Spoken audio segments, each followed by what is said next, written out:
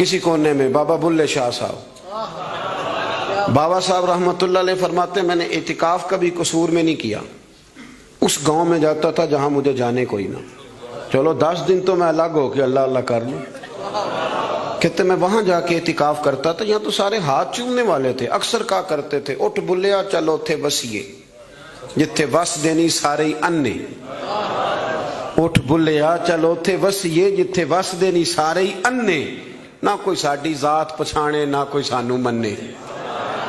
کبھی ایسی جگہ بھی تو جانا چاہیے نا۔ اور بڑے ناز سے میری طرح کے بندے بھی کہہ رہے ہوتے ہیں تسی وہ تو کونے تو آ کے میرا نام پوچھو پہنچ جاؤ گے، وہ کبھی اپنے آپ سے پوچھ تو صحیح کہ یہ تو کہاں مبتلا ہو گیا، یہ شہرت، یہ شور شرابے، یہ آنا جانا۔ مزہ تو تب ہے کہ صبح قیامت آپ کو پردوں میں ڈال کے کہہ دیا جائے کہ جا تیری پردہ پوشی کی، تیرا عیب نہیں کھولے جائیں گے، بغیر حساب جنت میں چلا جا۔ یہاں یہ شور کرنا، اپنا آپ دکھانا، اپنا آپ بتانا، یہ تو علامت تکبر ہے۔ تھوڑا سا نیچے رہیں۔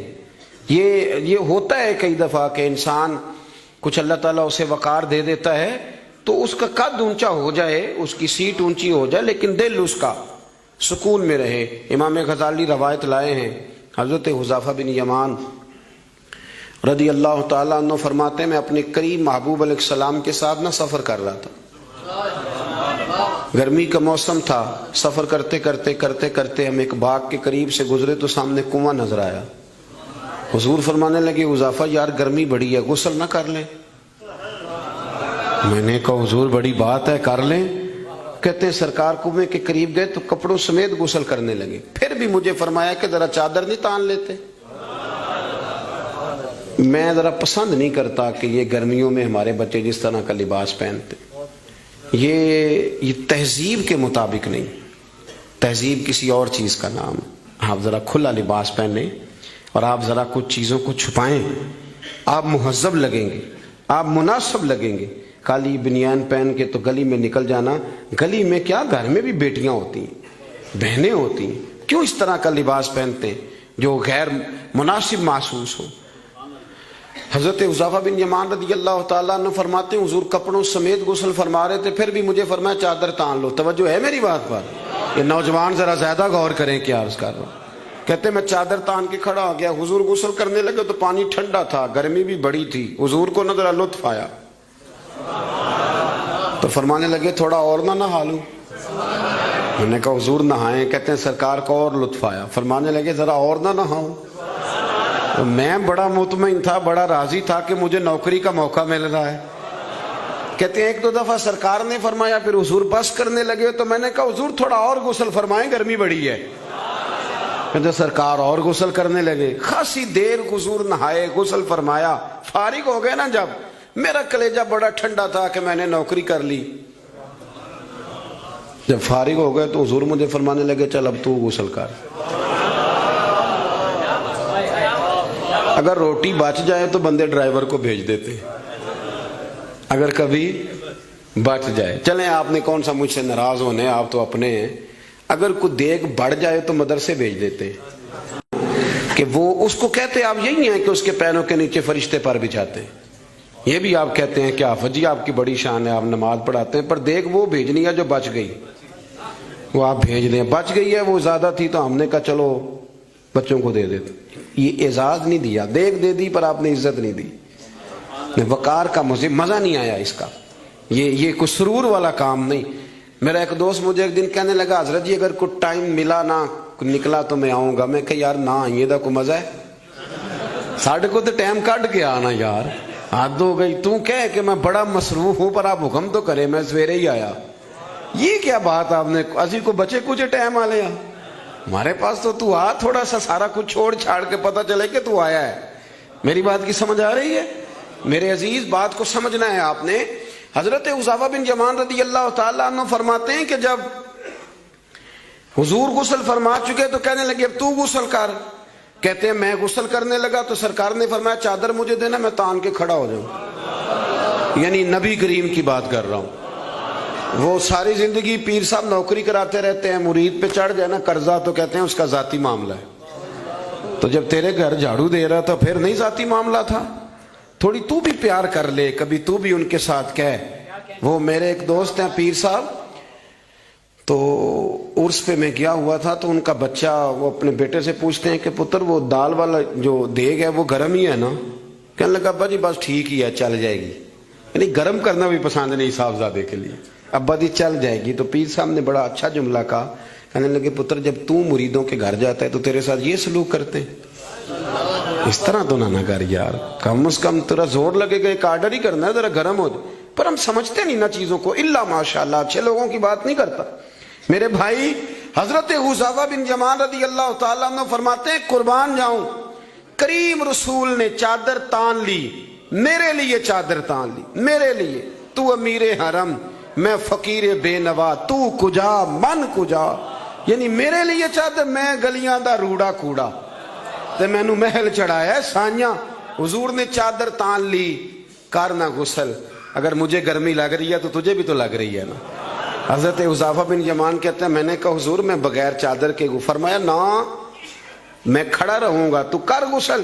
حضرت حذیفہ بن یمان کہتے ہیں تھوڑا سا غسل کر کے میں نے چھوڑ دیا، حضور فرمانے لگے نہیں اور نہا ذرا۔ کہتے ہیں میں نے عرض کی یا رسول اللہ صلی اللہ علیہ وسلم میں نہا لیا، فرمایا نہیں تھوڑا اور غسل کر۔ فرماتے میں نے اور غسل کیا، تھوڑی دیر کے بعد فارغ ہوا، میں نے کہا حضور مہربانی فرمائیں میں نہا چکا۔ تو فرمانے لگے نا امید اتنی دیر میں نے کیا ہے، تو بھی اتنی دیر غسل کر۔ حضرت حذیفہ بن یمان کہتے ہیں میں رو پڑا، میں نے کہا محبوبہ تیرے کرم پہ قربان جاؤں، اب بس کرے حضور میں نہا چکا ہوں۔ تو حضور فرمانے لگے حذیفہ گھر سے کٹھے نکلے تھے نا، گرمی میں ایک جیسا سفر کیا ہے نا یار، تو غسل کر، مجھے اچھا لگا یار، یہ کیا سٹیٹس ہم نے بنا لیا۔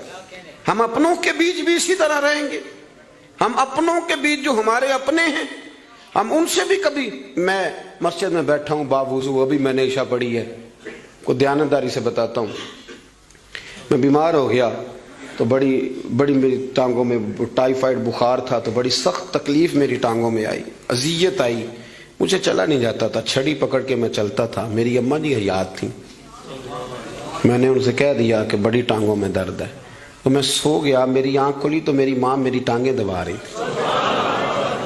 میری ماں میری ٹانگ، اور میری جیسے آنکھ کھلی تو میں نے جھٹ سے اپنی ٹانگوں کو سمیٹا، میں نے کہا اماں جی آپ یہ کیا کر رہی ہیں؟ تو میری اماں جی نے کیا، وہ بیمار رہتی تھی، شوگر تھی، کہنے لگی پتر تو نہیں میری روز دباندہ، آپ بات کو سمجھے نا۔ وہ وقت گزر گیا، وہ انتقال کر گئی، 8-9 سال بیت گئے، پر وہ کبھی اس وقت کو یاد کرتا ہوں تو دل ٹھنڈا ہو جاتا۔ ہمارا تو سٹیٹس اتنا خوفناک ہو گیا کہ ہمارے اپنے ترستے رہتے ہیں کہ چلو 2 جملے پیار کی بول دے، 2 جملے، اور کسی کے لیے بھی نہیں یار، کسی کے لیے۔ سیدہ طیبہ طاہرہ حضرت عائشہ صدیقہ آپ فرماتی ہیں لوگوں ہم اس رسول کے ماننے والے ہیں جو جملوں کا بھی خیال کرتے تھے، کسی کی آج انداز تکلم کس طرح کا ہے، کوئی کس طرح، اس کا بھی حضور خیال کرتے۔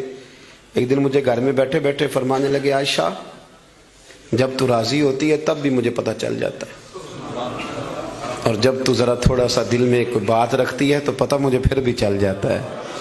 تو جناب عائشہ کہتے ہیں میں نے فٹافٹ عرض کی حضور مجھے میری ماں روئے، میں اور آپ کے فرمایا چپ کر ذرا سن تو لے، پہلے ذرا سن تو صحیح نا، ذرا سن یا رسول اللہ حکم کریں۔ تو محبوب فرمانے لگے کبھی کبھی کسی دوسری بیوی کے پاس ذرا وقت گزاروں تو تیرے دل میں بات تو آ ہی جاتی ہے نا، ذرا سن نا، حضور حکم کریں۔ تو محبوب فرمانے لگے جب تو راضی ہوتی ہے نا، تیرا طریقہ ہے کبھی کبھی قسم اٹھاتی ہے، جب تو ہوتی ہے نا مجھ سے ناراض تو کہتی ہے مجھے ابراہیم کے رب کی قسم، مجھے حضرت ابراہیم علیہ السلام کے رب کی قسم، اور جب تو راضی ہوتی ہے تو فرماتی ہے مجھے محمد عربی کے رب کی قسم۔ میں سمجھ جاتا ہوں کہ آج کوئی بات، جناب عائشہ کہتی ہیں میں بڑا روئی، حضور نے فرمایا کیوں روتی ہے؟ میں پھر رو پڑی۔ حضور نے فرمایا میں نے تو تیرے احساسات بیان کر تو رو پڑی؟ کہنے لگی روتی اس لیے ہوں کہ اللہ نے کیسا کریم رسول عطا فرمایا۔ حضور لفظوں جملوں تک کا احساس کہ آج فکرے کس طرح کے بیان کر رہا ہے، آج اس کا ذہن کس طرف چلا گیا، اس بات کا بھی خیال ہمارا تو یقین کریں وہ بلند و باغ مزاج جانے ہمیں کہاں جا کے کھڑا کرے گا، کس جگہ پہ جا کے ہم رکیں گے۔ بڑا شوق ہے لوگوں کی گردنیں جھکانے کا، بڑا ہمیں شوق ہے، یہ میرا ملازم ہے، گھر میں بھی گئے ہیں تو 2-4 بندے کھڑے ہونے چاہیے اعزاز کے لیے، تھوڑا سا جھکے تو صحیح، تھوڑا پیار کرنا تو شروع کریں۔ تھوڑا یہ آپ کی دیکھیں نا، جو بالکل اکڑ جائے وہ مردہ ہوتا ہے، اور جس میں کچھ نہ کچھ لچک ہو وہی تو زندہ ہوتا ہے۔ اگر آپ پکڑے ہوئے ہیں، اکڑ گئے ہیں، آپ کو اپنے علاوہ، وہ کسی نے کہا تھا خدا مجھے ایسی خدائی نہ دے کہ اپنے سوا کچھ دکھائی نہ دے۔ کیا لے کے جانا ہے اس دنیا سے اگر آپ چند منٹ کسی سے پیار ہی نہیں کر پائے، کسی کا احساس ہی آپ کی طبیعت میں نہیں آیا، آپ کو ذرا خیال ہی نہیں آیا کسی کی بابت، لیکن ہمارا وہ احساس کدھر گیا؟ اصل بات یہ ہے کہ اندر تکبر چھپا لیا ہے، اب وہ نکلتا نہیں، کھٹکتا بڑا ہے، تنگ بڑا کرتا ہے، بڑی آرزو ہے کہ جانا جاؤں، پہچانا جاؤں، سمجھتے نہیں۔ مولا ہے